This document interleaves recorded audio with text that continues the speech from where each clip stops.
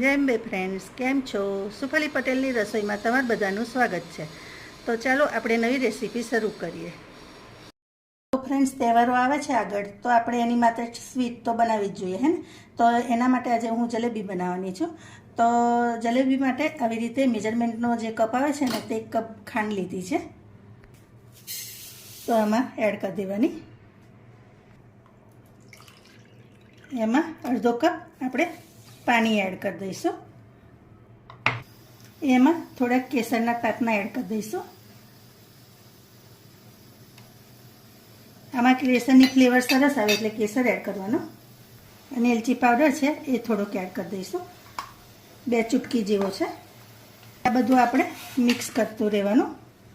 અને એક પૂરી ચાસણી નહીં થવા દેવાની, અડધી ચાસણી થાય ને ત્યાં સુધી આપણે એને ઉકાળીશું. તમે આવી રીતે બનાવશો ને, તો પહેલી વાર બનાવશો ને તો પણ જલેબી તમારી બહુ સરસ થશે, ક્રિસ્પી ને પોચી. તો આવી રીતે બનાવજો. ચાસણી મીડિયમ તાપે થવા દીધી છે અને એમાં થોડુંક હવે મીઠું એડ કરી દઈશું. લીંબુ. તો જો ફ્રેન્ડ્સ, આપણી ચાસણી આવી થવા દેવાની. થોડોક જો આવો અડધો તાર થાય ને એટલી જ થવા દેવાની, બહુ નહીં થવા દેવાની. બરાબર. હવે આપણે એને સાઈડ પર કરી લઈએ.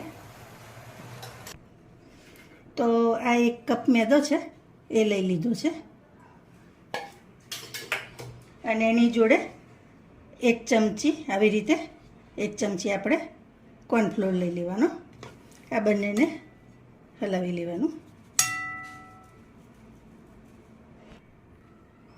તો એમાં મીડિયમ ખાટું દહીં લીધું છે, તો 2 ચમચી જેવું એડ કર્યું.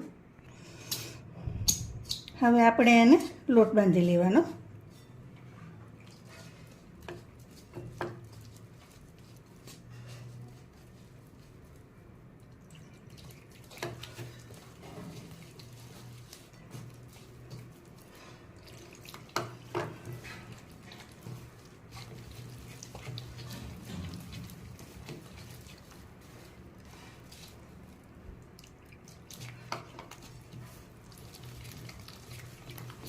આનો લોટ થોડોક ઢીલો રાખવાનો, જલેબી પડે ને એ ટાઈપનો.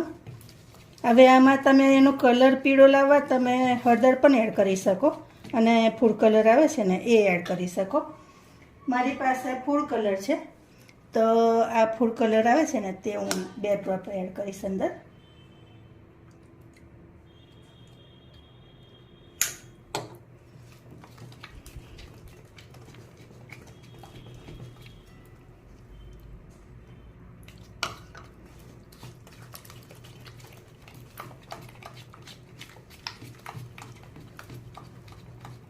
હજી થોડોક વધારે 2 ટીપા વધારે એડ કરીશ,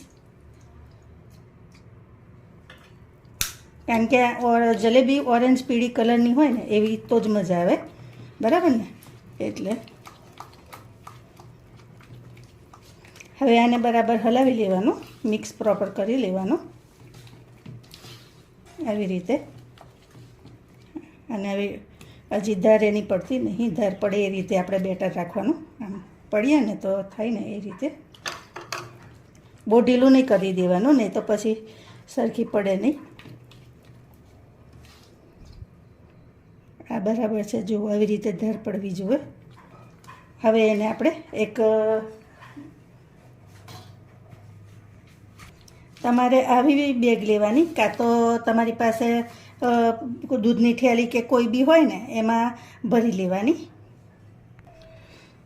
તો ફ્રેન્ડ્સ, આ બેટર બરાબર હરાવી દઈએ ને પછી સોડા એડ કરી દેવાના. સોડા એડ કરી ઉપર થોડુંક પાણી એડ કરીશ અને તરત એને ફેટી લેવાનું બરાબર, અને પછી બેગમાં ભરી લેવાનું.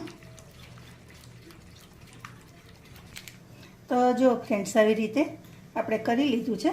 અને હવે અહીંયા આગળથી થોડુંક નાનું હોલ પાડીશું. તો હવે ફ્રેન્ડ્સ, આમાં આપણે જલેબી પાડી લેવાની.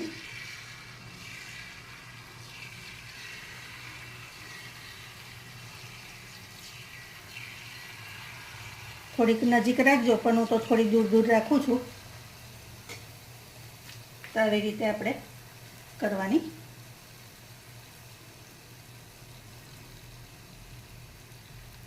જો ખીલે છે ને, અને ગેસ મીડિયમ ફ્લેમ જ રાખવાની આપણે. એને થોડીક વાર આવી રીતે થવા દેવાનું.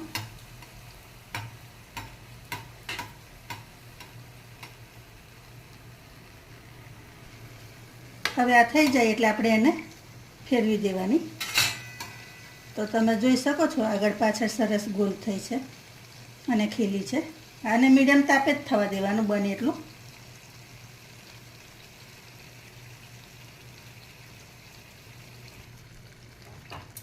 તો ધીમા તાપે જો આવી રીતે આગળ પાછળ સરસ શેકાવા દેવાની, અને પછી એ થઈ જાય ને એટલે આવી રીતે નિતારી અને આપણી ચાસણી છે ને એમાં અંદર એડ કરી દેવાની.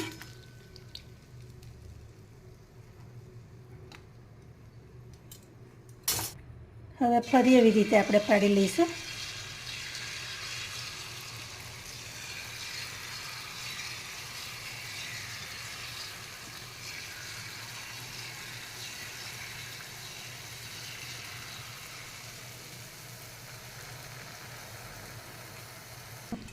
હવે આ થઈ ગઈ છે તો એમાં ચાસણીથી કાઢી અને આવી રીતે નિતારીને આમાં આવી રીતે મૂકી દેવાની. એટલે એનું વધારાની જે ચાસણી હશે ને તે નીતરી જશે. અને આને આપણે ફરી એ ચાસણીમાં ડુબાડી દેવાની.